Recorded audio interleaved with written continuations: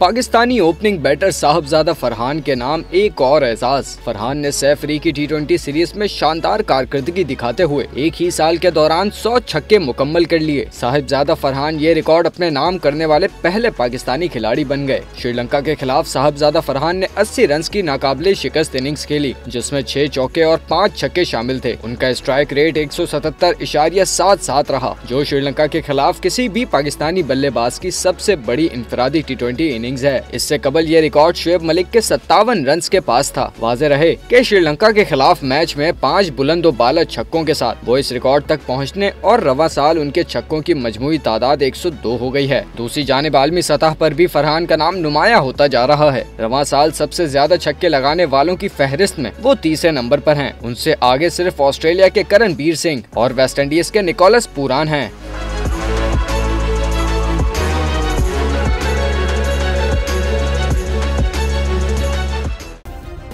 Subscribe करें और bell दबाएं ताकि कोई खबर रह न जाए।